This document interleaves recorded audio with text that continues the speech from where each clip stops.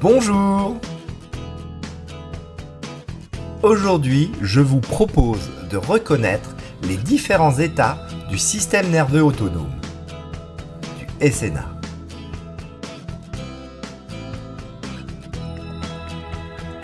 Grâce aux recherches du docteur Stéphane Porges, nous connaissons bien mieux le système nerveux autonome.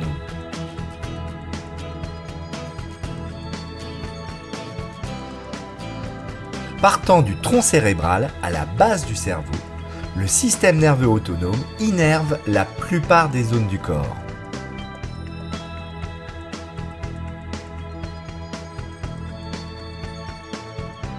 Les fibres du SNA servent à commander les organes du corps humain.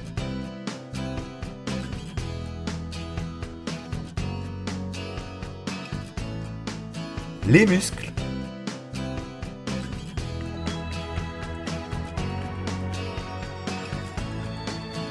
ainsi que les différentes glandes hormonales.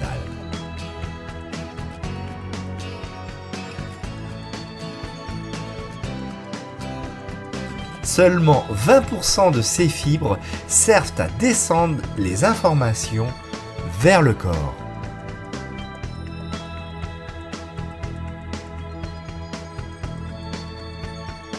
Alors que 80% des fibres remontent les informations et les sensations au cerveau.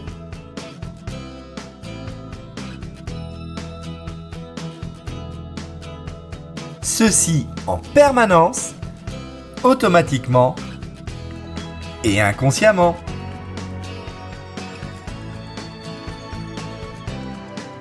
Une partie des signaux informe de l'état du corps, mais aussi du niveau de danger de l'environnement.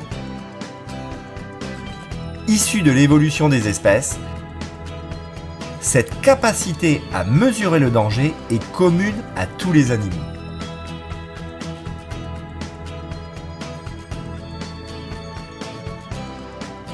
Le système nerveux autonome agit comme une balance. Il compare en permanence les informations qu'il reçoit avec les informations qu'il connaît pour rester en sécurité.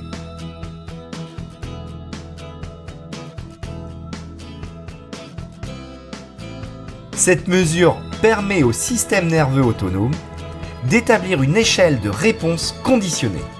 Ces réponses de type réflexe sont automatiques, incontrôlables et la plupart du temps inconscientes.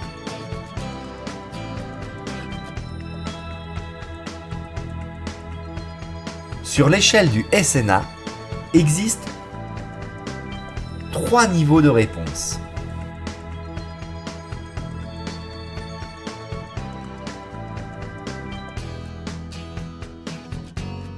Ils correspondent à 3 niveaux de danger perçu.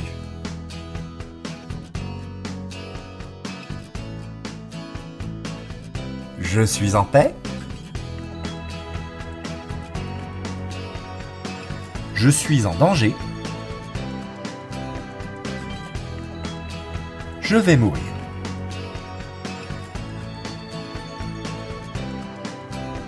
Ces 3 niveaux de danger perçu vont engendrer 3 types de réactions.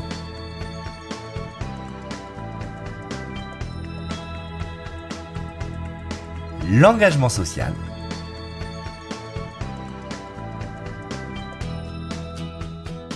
la fuite ou l'attaque,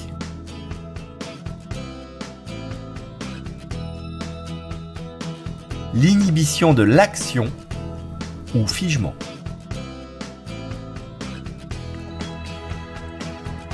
Premier niveau du SNA.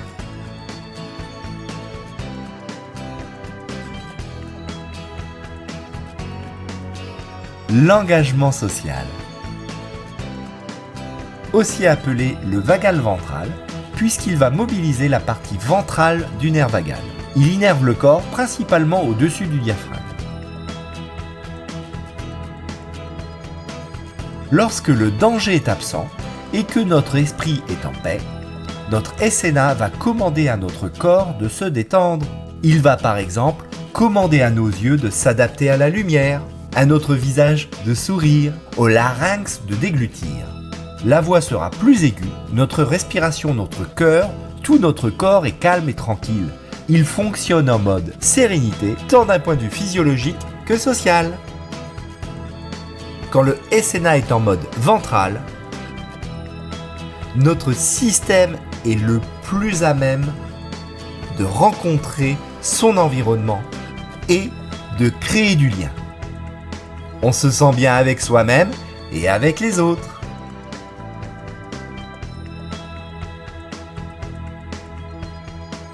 Second niveau du SNA.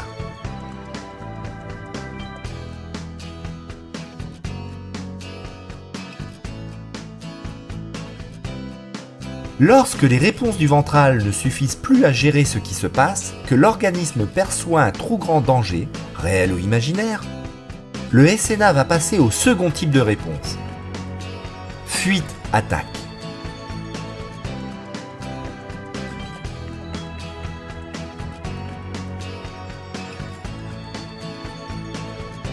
Ce type de réponse est majoritairement piloté par le système nerveux sympathique. C'est la seconde branche du SNA.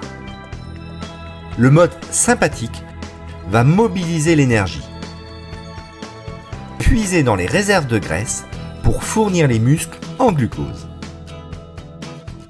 Il va réduire les sensations de douleur physique, augmenter l'intensité des ressentis. Dans ce mode, nous nous sentons moins en lien, plus prompts à répondre, à être agressifs. Les émotions sont plus intenses. Ce mode est le plus facile à conscientiser tant il est activant.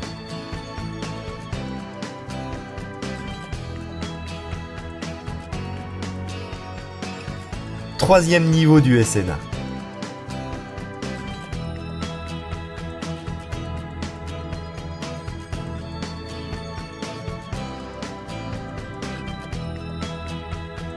Lorsque l'attaque ou la fuite ne sont plus possibles ou inefficaces, le SNA va alors basculer sur le mode du vagal dorsal. Seconde branche du nerf vagal, celle-ci gère le figement.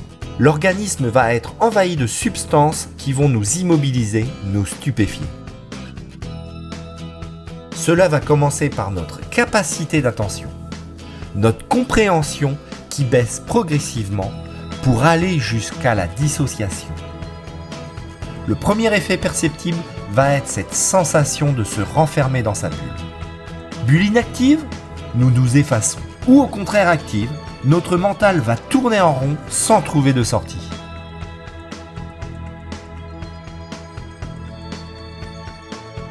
Dans l'état de dorsal, l'énergie est basse.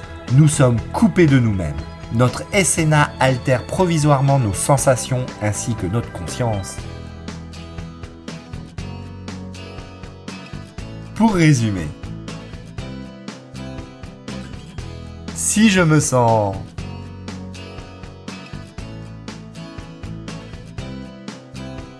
coupé du monde, dans ma bulle,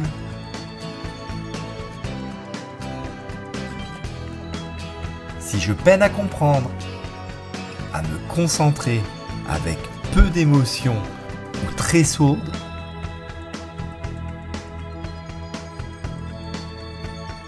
ou si je suis incapable de réagir, de poser une action, c'est que mon système nerveux autonome a perçu un danger de mort. Ce danger de mort peut être effectif ou virtuel. C'est-à-dire que soit je vis, soit je revis un événement traumatique. Je suis dans le dorsal, je dois être immobile et me laisser faire. Pour résumer, si je me sens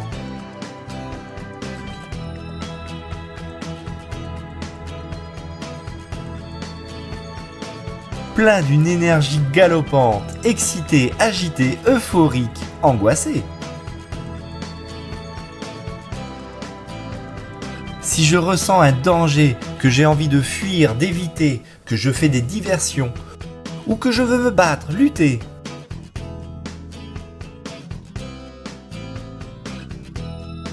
ou en proie à de vives émotions, agréables ou non. C'est que mon SNA a repéré un danger réel ou virtuel. Ce danger nécessite une réaction, un mouvement. Ce mouvement est alimenté par mon énergie. Je suis en action pour retrouver ma sécurité. Pour résumer, si je me sens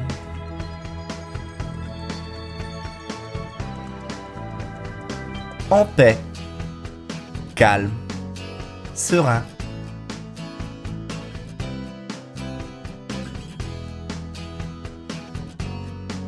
tout en étant en lien avec les autres, sans être dans ma bulle,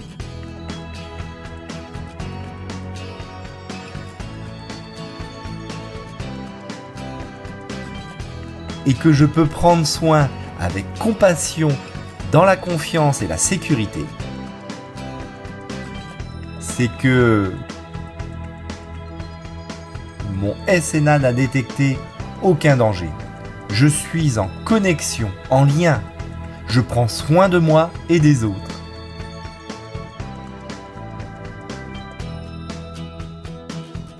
Pour résumer,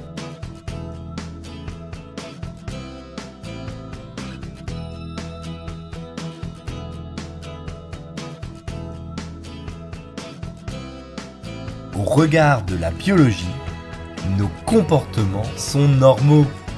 Ils sont issus de nos mémoires tant innées qu'acquises. Ils répondent en priorité à des besoins de sécurité et de survie.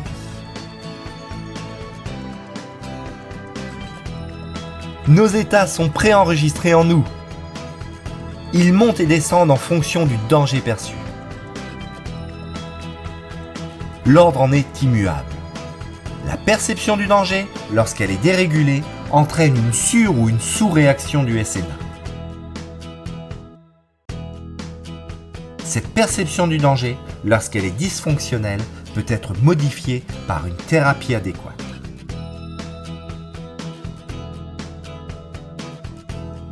Merci!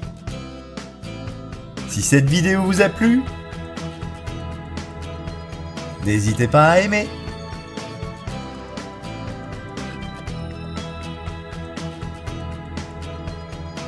Je suis Julien Renaud.